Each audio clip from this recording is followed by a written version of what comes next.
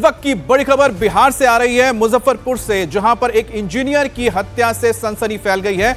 मोहम्मद मुमताज नाम के इस इंजीनियर की उनकी पत्नी और बेटे के सामने चाकुओं से गोदकर हत्या कर दी गई और लुटेरों ने लूट के मकसद से इस वारदात को अंजाम दिया। ये घटना मुजफ्फरपुर के माड़ीपुर इलाके की है, जहां पर पुलिस ने मौके पर पहुंचकर घर के अंदर से सामान और बेड पर रुपए बिखरे हुए पाए। घर से कैश और ज्वेलरी की लूट हुई है। लुटेरे अपने साथ घर में लगे हुए सीसीटीवी का हार्ड डिस्क भी लेकर चले गए। हत्या की खबर मिलते ही एफएसएल और डॉग स्क्वाड की टीम मौके पर पहुंची और पूरी छानबीन कर रही है। घटना लगभग 3 बजे के आसपास है और हमको 4 बजे तक सूचना मिली है। हम आधा घंटा में यहाँ पे पहुँच गए हैं और उसका प्रोसेसिंग, अभी क्राइम सीन का प्रोसेसिंग चल रहा है। एफएसएल टीम भी पहुंची हुई है, डीआईयू टीम भी, टेक्निकल टीम भी आया हुआ है और एसडीपीओ एसएचओ पूरा थाना यहाँ पे लगा हुआ है। और घटना का नियत क्या है, घटना का तरीका क्या है, या मोड ऑफ ऑपरेशन को देखते हुए हम इसमें सस्पेक्ट लोगों का भी चिन्हित कर रहे हैं। तुरंत इसका कार्रवाई किया जाएगा। इसमें क्राइम सीन वहाँ पे मर्डर वेपन जो है चाकू से मारा गया है, तो वो वहाँ पे मिला है। एफएसएल टीम उसको नियमानुसार उसको सीज किया जाएगा। प्रथम दृष्टया क्या लग रहा है? ये गृह विधन का प्रेम पैसे लग रहा है, और लेकिन पूरा जांच होने के बाद आपको स्पष्ट रूप से आपको बताया जाएगा। अभी एक बड़ी खबर आ रही है पटना से। गोपाल खेम का मर्डर केस से जुड़ी हुई ये बड़ी खबर आपको दे दें। गोपाल खेम का मर्डर केस में एक बड़ा खुलासा हुआ। अपराधियों ने पटना के दानापुर इलाके में एक स्कूल संचालक अजीत कुमार को गोली मारकर हत्या कर दी। बाइक सवार अपराधियों ने अजीत कुमार को सगुना खगौल मार्ग पर डीएवी स्कूल के पास गोली मारी और उस वक्त अजीत कुमार अपने पिता को खाना देकर स्कूटी से अपने घर लौट रहे थे। अजीत कुमार लेखा नगर में अपनी पत्नी और बच्चों के साथ रहते थे, जबकि उनके बुजुर्ग पिता सगुना मोड़ स्थित पर अपार्टमेंट में रहते थे। वारदात को अंजाम देने के बाद बाइक सवार अपराधी फरार हो गए और उनकी तलाश अभी की जा रही है। पुलिस के मुताबिक अजीत कुमार को सिर में गोली लगी है। पुलिस ने पूरे मामले की जांच के लिए एसआईटी का गठन कर दिया है। धौल थाना क्षेत्र के अंतर्गत डीएवी स्कूल के सामने एक व्यक्ति जिनका नाम अजीत कुमार है, उम्र लगभग 50 वर्ष है, जो मुस्तफापुर के रहने वाले हैं, इनकी गोली मारकर हत्या कर दी गई है। और जैसे ही पुलिस को सूचना मिलती है, पुलिस तुरंत मौके वारदात पर पहुंचती है और अनुसंधान में जुट जाती है। हम लोगों ने उनकी बॉडी को अनुमंडल अस्पताल में एडमिट करवा दिया है और आगे की इसमें कार्रवाई की जा रही है। पोस्टमार्टम वगैरह भी करवाया जाएगा। इसके अलावा एफएसएल की टीम को भी सूचित कर दिया गया है और इसमें जो भी टेक्निकल और साइंटिफिक एविडेंस है उनका हम लोग कलेक्शन कर रहे हैं। सीसीटीवी फुटेज भी खंगाली जा रही है और एसडीपीओ दानापुर के नेतृत्व में एक एसआईटी का गठन भी कर दिया गया है, जिसमें टेक्निकल टीम भी है और जल्दी हम लोग इसका उद्भेदन कर लेंगे। और परिजनों से भी हम लोगों ने बात की है, उनके परिजन आए हुए भी हैं और आगे की इसमें कार्रवाई की जाएगी। और इस वक्त पटना से हमारे सहयोगी नीतीश चंद्रा लाइव जुड़ गए हैं। नीतीश, क्या पुलिस का इकबाल खत्म हो गया है? एक के बाद एक इस तरीके की घटनाएं संदेह पैदा करती हैं। जी हाँ, बिल्कुल। देखिए, गोपाल खेमका की हत्या को लेकर अभी मामला सुलझा भी नहीं है, लेकिन उसके बाद कई दूसरी घटनाएं सामने आ रही हैं। और पटना के दानापुर में जिस तरह से स्कूल संचालक की गोली मारकर हत्या कर दी गई, वो स्कूटी से अपने पैतृक गांव की तरफ जा रहे थे और 15 साल से वो एक अपार्टमेंट में जहां रह रहे थे, वहां भी पुलिस पहुंची है और पुलिस को संदेह है कि कोई पारिवारिक कारण हो सकता है। लेकिन जिस तरह से स्कूटी से वो जा रहे थे, रास्ते पर भीड़ भाड़ वाली जगह पर उनको गोली मारी गई है। और पुलिस का कहना है कि इस मामले में जो एसआईटी का गठन कर दिया गया है, एफएसएल की टीम मौके पर पहुंच गई है। लेकिन लगातार जिस तरह से घटना हो रही है, निश्चित रूप से जो पुलिस का इकबाल है उस पर सवाल खड़े हो रहे हैं।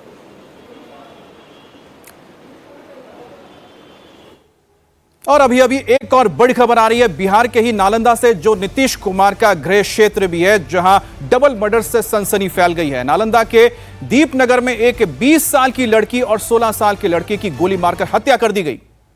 परिजनों के मुताबिक डुमरावा गांव में कीर्तन हो रहा था और इसी दौरान एक ग्रुप के बच्चों का दूसरे ग्रुप के बच्चों से विवाद हो गया। बच्चों के विवाद ने तुरंत तूल पकड़ा। दूसरे पक्ष के लोगों ने अंधाधुंध फायरिंग शुरू कर दी। अनु और किशोर के सिर में गोली लगी है और परिवार वाले दोनों को बिहार शरीफ मॉडल हॉस्पिटल लेकर गए हैं, जहां पर डॉक्टर्स ने लड़की की जांच करके हायर सेंटर रेफर कर दिया है, जिसके बाद एम्बुलेंस ले जाते वक्त उसकी मौत हो गई, जबकि लड़की की मौत से पहले ही हो चुकी थी। और दोहरे हत्याकांड से पूरे नालंदा में दहशत है और नालंदा पुलिस ने अब तक 7 लोगों को इस मामले में गिरफ्तार किया है। 5-6 व्यक्ति की गिरफ्तारी हुई है और अन्य के विरुद्ध छापामारी जारी है। सर हुआ क्या था रात में? सर रात में तो ही विवाद हुआ था, बच्चा में विवाद को लेकर विवाद हुआ था, उसी में घटना घटी है। मौत कितने की हुई थी? 2 व्यक्ति की। सर अभी गांव में कैंप कर रहे हैं सर? अभी पुलिस गांव में कैंप कर रही है, छापामारी भी हो रही है, छापामारी चल रही है। और 2 बच्चों की हत्या के बाद पूरे इलाके में सनसनी फैल गई है। डुमरावा गांव में तनाव है। गांव में भारी संख्या में पुलिस और अर्धसैनिक बल तैनात किया गया है। पुलिस की टीम गांव में कैंप कर रही है। अखंड हो रहा था, मतलब बच्चा के मतलब मैटर था। अच्छा, तो मतलब कि मैटर था तो गांव में मैटर के बच्चा के होता है तो मतलब मैटर सॉल्व किया जाता है। अच्छा। होता है ना, तो सॉल्व नहीं किया था। वहाँ मतलब कोयरी है या कुर्मी है, वो मतलब बंदूक और सामान के प्रसाद किया, चालू कर दिया। 2 लोगों के हुआ, लेडीज के हुआ, लड़की को हुआ और मेरा को साला था अपना, उसको हुआ। दोनों अलग अलग घर के क्या? नहीं, हाँ अलग अलग था, मतलब चाची का मतलब लड़की था। कुछ नहीं हुआ, मतलब कि जैसे दोस्त यार होता है, जैसे आपका दोस्त है तो वो बोला कि चलो हाँ ऐसा ऐसे हुआ, तो वो बेचारा बच्चा था वो धाव गया, तो वो सीधे सामान लेके फायरिंग था, मतलब कि सामान लेके रेडी था। पासवान जी महतो जी ने 2 लोगों के गोली मार दिया है, एगो तो मौत हो गया है। जरा इनको सांस बच रहा था, हमने लेके आए कि हॉस्पिटल लेके चलो, डॉक्टर नहीं देखा, वेंटिलेटर को व्यवस्था नहीं था, डॉक्टर बोला कि आप पावापुरी ले जा सकते हैं। अच्छा, गोली कहाँ लगी मारा? लड़ाई पीटी हुआ, डंडा पानी हुआ, इस महीने से गोली चलाया, आके चढ़ के मार बैठा। 2 लोग गोली लगा है? हाँ 2 मौत गाड़ी में है। दोनों एक ही घर के हैं क्या? नहीं, अलग अलग घर का है दोनों से। दोनों बच्चा है क्या? एगो बच्ची है, एगो बच्चा था। और अगली बड़ी खबर भी बिहार से है, राजधानी पटना से, जहां बड़े उद्योगपति गोपाल खेमका के मर्डर केस में अभी बड़ा खुलासा हुआ है। पटना पुलिस ने खेमका मर्डर के शूटर की पहचान करने का दावा किया है और पुलिस के मुताबिक विजय नाम के शूटर ने खेमका को गोली मारी। विजय पर पटना के बुद्धा कॉलोनी थाना में घटना का पूरा हत्या का केस दर्ज है। इसमें वो पहले से ही फरार है। विजय पहले दूसरे गैंग में था, अब नए गैंग में जुड़ गया है। विजय जेल भी जा चुका है, एक बार उस पर फायरिंग भी हो चुकी थी। तो ये बड़ी खबर आ रही है, विजय नाम के आरोपी पर हत्या का आरोप लगा है। पुलिस का बड़ा दावा है कि गोपाल खेमका के मर्डर केस में ये बड़ा खुलासा करके जिस व्यक्ति ने हत्या की थी उसका नाम सामने आ गया, उसका नाम विजय है। अभी खेमका मर्डर से जुड़ा हुआ एक और बड़ा अपडेट सामने आया है। जानकारी देते हैं आपको, गोपाल खेमका के हत्यारों के बारे में ये जानकारी आई है। खेमका की हत्या के पहले उनके आवास से करीब 500 मीटर की दूर पर दलदली में एक चाय की दुकान पर शूटर और 2 लाइनर जमा हुए। तीनों ने वहां पर चाय पी और उसके बाद एक शूटर गोपाल खेमका के आवास के पास पहुंच गया। एक लाइनर बांकीपुर क्लब पहुंचा और दूसरा खेमका के घर से 500 मीटर की दूरी पर बिस्कोमान के आसपास ही रहा। और जैसे ही खेमका अपने आवास के गेट पर पहुंचे, शूटर ने उन्हें गोली मार दी और इसके बाद शूटर जेपी गोलमंगर से बिस्कोमान होते हुए जेपी गंगा पथ पर फिर जेपी सेतु के रास्ते सोनपुर की तरफ भाग गया। अब पुलिस सभी रूट की सीसीटीवी को खंगाल रही है और पटना के फतुहा के अलावा हाजीपुर, सोनपुर से लेकर छपरा तक छापेमारी की जा रही है। बिहार के बड़े उद्योगपति हैं गोपाल खेमका, उनकी हत्या कर दी गई। उसके बाद अभी तक पुलिस के हाथ खाली हैं। पुलिस अभी तक हत्यारों को गिरफ्तार नहीं कर पाई है। इस मामले में पुलिस की जांच कहां तक पहुंची आगे आपको बताएंगे, लेकिन उससे पहले इस मामले से जुड़ी हुई एक और चौंकाने वाली जानकारी आ रही है। कल पटना में जब गोपाल खेमका का अंतिम संस्कार किया गया तो इस दौरान एक बदमाश भी उनकी अंतिम यात्रा में शामिल था। रोशन कुमार नाम का यह बदमाश फूलमाला लेकर खेमका के अंतिम संस्कार में पहुंचा था। पुलिस जब रोशन कुमार पर नजर पड़ी तो उसे तुरंत दबोच लिया गया। गांधी मैदान थाने लेकर गई पुलिस उसे, जहां पुलिस रोशन कुमार से पूछताछ कर रही है। सवाल है कि जब गोपाल खेमका की हत्या के बाद पटना में पुलिस इतनी हाई अलर्ट पर है, उनके अंतिम संस्कार में पुलिस के आला अधिकारी मौजूद थे, ऐसे में एक बदमाश वहां कैसे पहुंच गया? सवाल तो यह भी है कि आखिर वो किस मकसद से खेमका के अंतिम संस्कार में पहुंचा था। और हमारे साथ इस वक्त नीतीश चंद्र जुड़े हुए हैं। नीतीश, आखिरकार कैसे पुलिस के होने के बावजूद एक बदमाश खेमका के अंतिम संस्कार में पहुंच जाता है? डर नाम की चीज क्या खत्म हो चुकी है इन अपराधियों के अंदर? जी हाँ, बिल्कुल। और जिस तरह से पुनपुन का रहने वाला वो अपराधी है, रोशन कुमार उसका नाम है, और यहाँ से पुनपुन की दूरी करीब 30 से 35 किलोमीटर की है। आखिर वो यहाँ क्या कर रहा था, इसी बात को लेकर संदेह हुआ, और दरअसल एक अधिकारी के बॉडीगार्ड की नज़र उस पर पड़ गई, जो उसे पहचान गया, क्योंकि इससे पहले भी वो जक्कनपुर थाना क्षेत्र के एक मामले में जेल गया था। उस पर भी फायरिंग हुई थी 2021 में एक बार, और इसको लेकर ये संदेह और गहराया। और यहाँ से मैं इस वक्त गोपाल खेमका के घर के पास ही हूँ। यहाँ पर आप देखिए 2 पुलिसकर्मी तैनात कर दिए गए उनके घर के दरवाजे पर, और किसी को भी ऊपर जाने की इजाज़त नहीं है। ये साफ निर्देश दे दिया गया है कि गोपाल खेमका के घर के अंदर कोई भी दाखिल अब नहीं होगा। और यहीं से शव यात्रा जब निकल रही थी, हाथों में फूल लेकर वो संदिग्ध व्यक्ति दिखा था। फिलहाल उससे पूछताछ की जा रही है, रोशन से।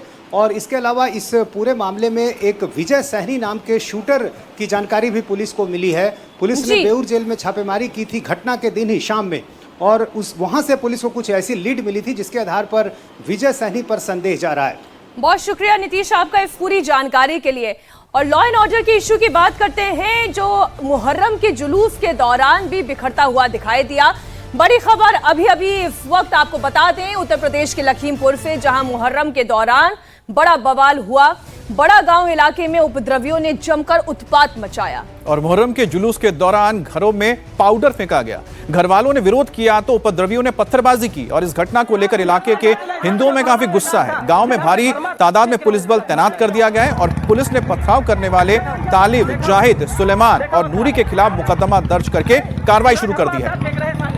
विशाल प्रताप सिंह इस वक्त हमारे साथ लखीमपुर से लाइव जुड़ गए हैं। ये बवाल करने वाले कौन लोग थे और क्यों घरों पर पाउडर फेंका गया?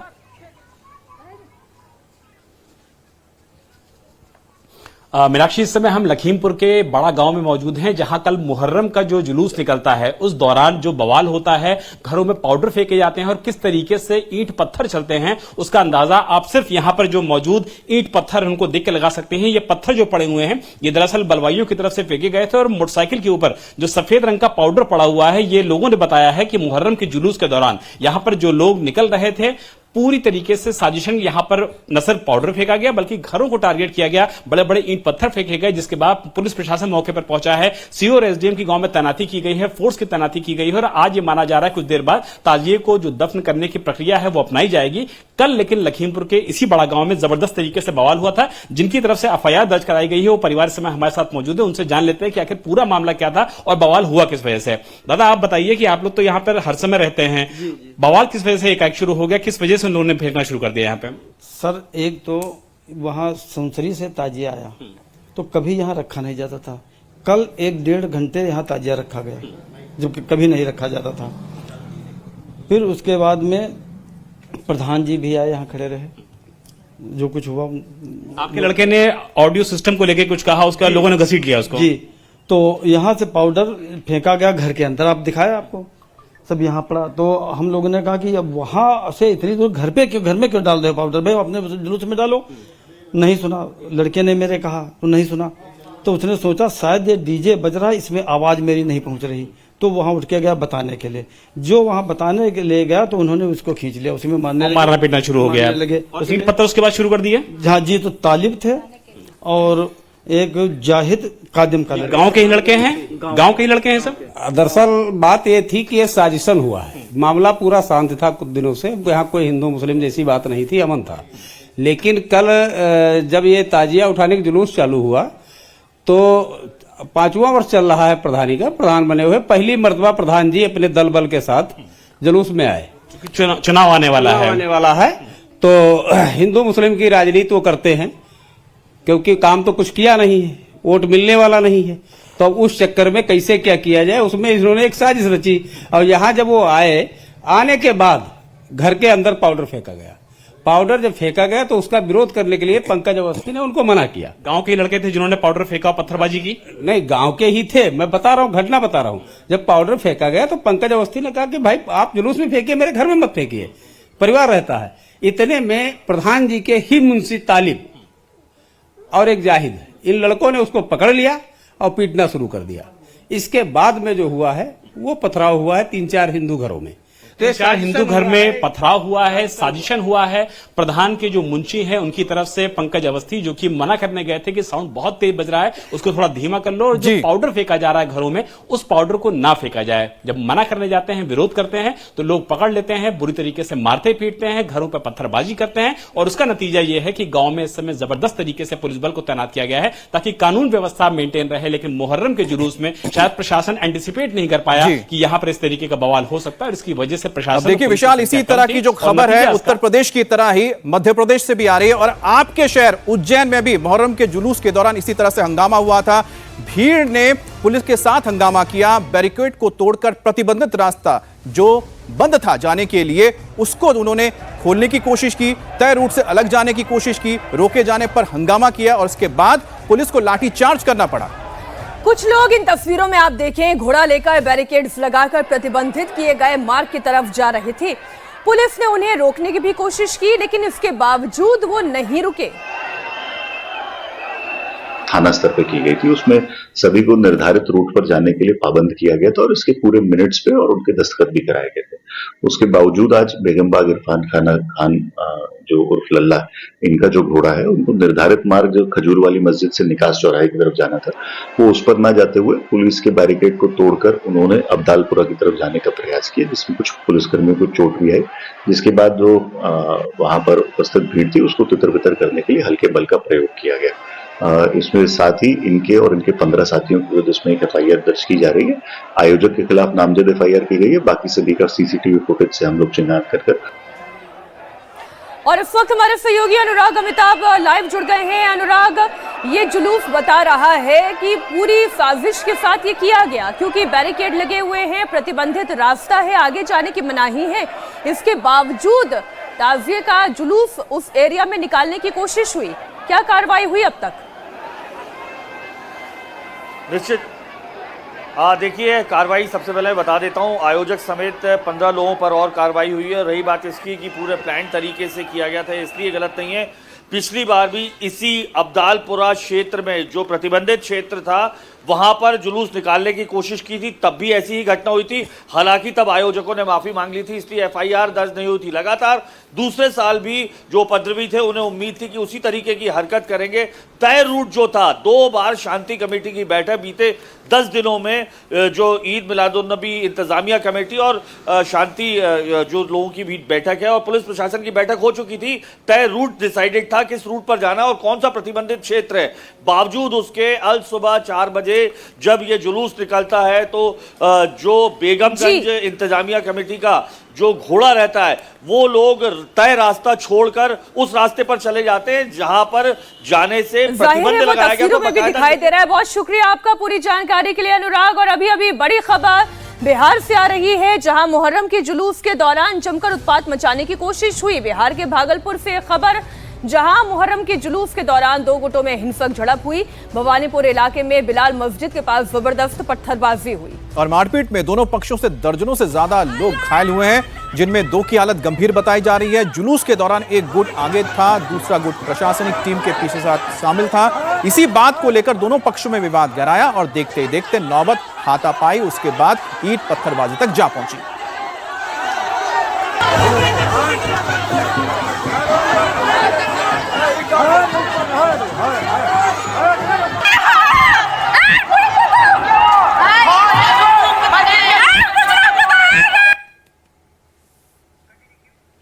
तो भागलपुर में कई जगह बवाल हुआ। ताजिया जुलूस के दौरान भागलपुर के लोदीपुर इलाके में भी जमकर हिंसा हुई है। एक समुदाय के 2 गुट आपस में भिड़ गए और दोनों गुटों के बीच जमकर लाठी डंडे और फायरिंग चली। इस घटना में 8 लोग घायल हो गए हैं। घायलों को इलाज के लिए अस्पताल में भर्ती कराया गया है। बताया जा रहा है कि ताजिया जुलूस ले जाने के दौरान मामूली बात को लेकर विवाद शुरू हुआ। इसके बाद दोनों पक्ष आपस में भिड़ गए। उसका खून निकल गया, देखिए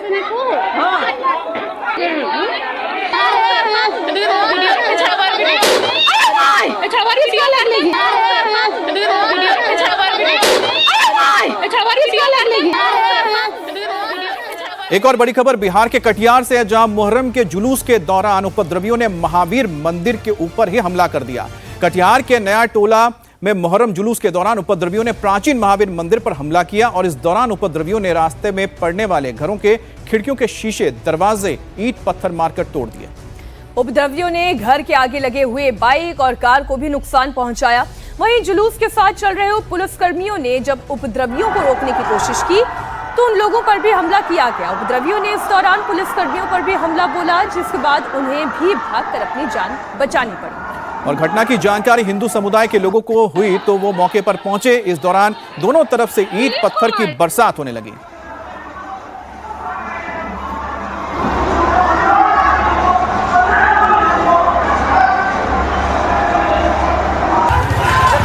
देखिए ईटा पत्थर चालू हो गया है।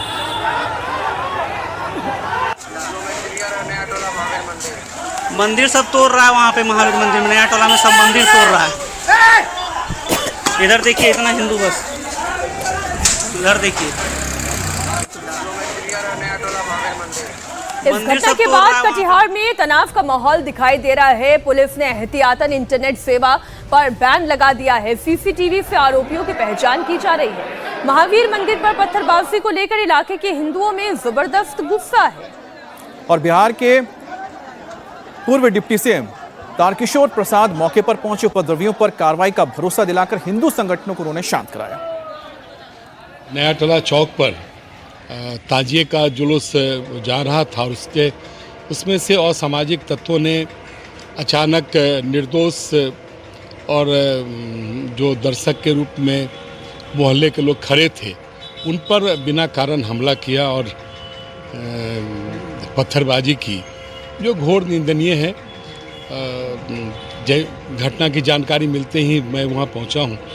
मैंने शांति व्यवस्था बनाए रखने की अपील की है, क्योंकि हमारी सरकार इस प्रकार के उपद्रव को बर्दाश्त नहीं करेगी। जो सामाजिक ताना बाना को या जो एक धार्मिक सौहार्द है उसको कोई भंग करने का प्रयास करेगा, कोई बिहार को परेशान करने का प्रयास करेगा, जो कटिहार को या कटिहार के लोगों को परेशान करने का प्रयास करेगा, वो हमारी सरकार और हमारा प्रशासन उसे छोड़ेगा नहीं।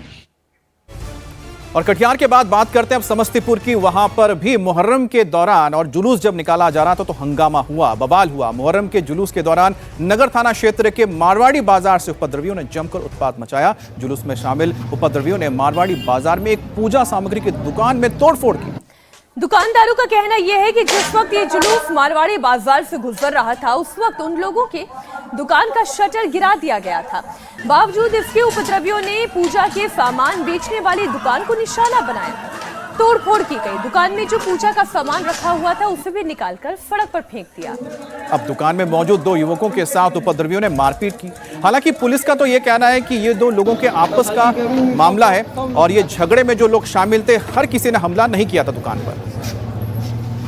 सड़क पे एक दिन रखा हुआ था, सब अंदर था, नाला के अंदर सारा सामान रखा हुआ था। वो जबरदस्ती निकाल के सारा फेंक दिए रोड पे। शटर पे खूब पीट पाट किए हैं, शीशा उसा भी तोड़फाड़ कर दिए हैं। पुलिस प्रशासन आई, पुलिस प्रशासन को कॉल किया। जब सारा घटना घट गया उसके बाद पुलिस प्रशासन आई है। इतना 112 को बहुत बार कॉल किए, उसके बाद आई है सारा घटना घटने के बाद। मुस्तैद है, यहाँ इस रास्ते से जुलूस जा रहा था। ये जो दुकानदार है ये भी रामनगर के रहने वाले हैं और रामनगर के तरफ का ही जुलूस है। इन लोगों का कुछ व्यक्तिगत मामला है। जो एक दो लड़के असामाजिक थे उन लोगों को ऑलरेडी चिन्हित किया गया है, वीडियोग्राफी हुई है। इसमें जो भी लीगल एक्शन होता है हम त्वरित रूप से कार्रवाई कर देंगे। पूरा जुलूस इसके लिए जिम्मेवार नहीं है। जुलूस में एक दो आदमी जो थे उनके द्वारा ये किया गया है। चूँकि ये लड़का जो दुकानदार है ये भी रामनगर के रहने वाले हैं। दूसरा है कि इनका कुछ सामान बाहर रखा हुआ था, वो क्षति हुआ है, उसको हम लोग आकलन कर करके इसको मुआवजा के रूप में मिलेगा।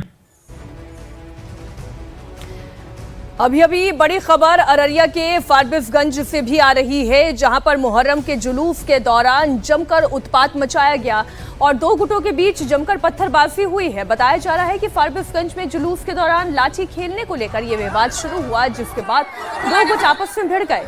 पत्थरबाजी हुई, जिसके बाद अफरा तफरी का माहौल था।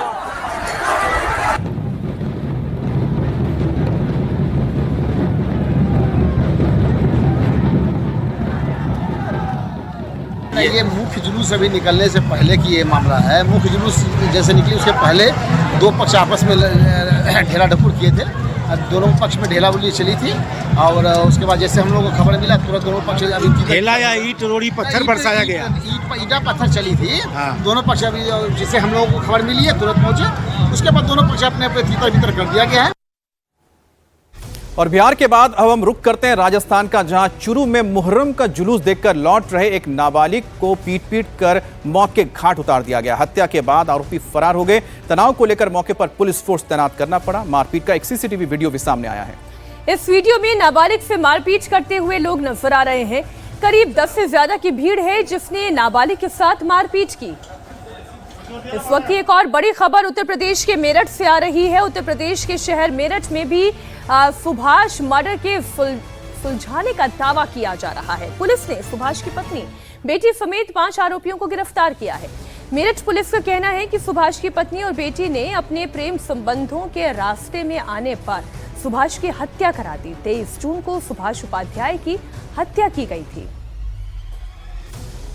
जो मृतक सुभाष है उसकी बड़ी बेटी पहले ही प्रेम विवाह कर चुकी थी। दूसरी बेटी सोनम अपने दोस्त विपिन के साथ प्रेम विवाह करना चाह रही थी और गुलजार नामक व्यक्ति के साथ उनकी पत्नी कविता की भी नज़दीकियां थीं। इन बातों को लेकर उनके बीच में आपस में वाद विवाद होता रहता था और मृतक सुभाष के द्वारा ये लोग प्रताड़ित किए जाते थे। इसलिए उनको रास्ते से हटाने की योजना इन लोगों ने, माँ बेटी ने बनाया और उसमें अपने दोस्त गुलजार और विपिन और अजगर उर्फ शिवम को शामिल किया और इन लोगों के द्वारा फिर इस घटना को 23 जून को अंजाम दिया गया। इस पर बात करने के लिए हमारे साथ संवाददाता विशाल प्रताप सिंह जुड़ गए हैं। विशाल, बहुत ही हैरान करने वाली घटना है कि परिवार ने ही अपने ही परिवार के व्यक्ति की हत्या कर दी निर्मम तरीके से। देखिए अमित, इस पूरे मामले में सुभाष उपाध्याय हत्याकांड में पुलिस जांच कर रही थी और 1 तारीख की ये हत्या हुई थी, गोली मार के हत्या की गई थी। उस पूरे मामले में ब्लाइंड मर्डर की तरह एक केस था। पुलिस के पास कोई भी इन्वेस्टिगेशन के लिहाज से क्लू नहीं था, लेकिन पुलिस के पास मुखबिर के जरिए जानकारी मिलती है कि सुभाष की अपनी ही दोनों बेटियों ने अपनी माँ के साथ मिलकर के अपने प्रेमी और माँ के साथ भी जिस आदमी के मुस्लिम युवक के संबंध बताए जा रहे हैं उसके साथ मिलकर के न सिर्फ सुभाष उपाध्याय की हत्या कर दी बल्कि डिस्ट्रक्शन ऑफ एविडेंस में भी ये पूरा मामला बना है, जिसके बाद ये पता लगा है कि आरोपियों ने सबूत को भी छुपाने की कोशिश की थी। लेकिन पुलिस के इन्वेस्टिगेशन और कड़ी पूछताछ में सभी आरोपियों ने अपना जो जुर्म है वो कबूल लिया है और इस बात का खुलासा हुआ है कि सुभाष उपाध्याय की हत्या किसी बदमाश ने नहीं बल्कि उनकी अपनी पत्नी, बेटी और। बिल्कुल, बहुत शुक्रिया विशाल आपका इस पूरी जानकारी के लिए।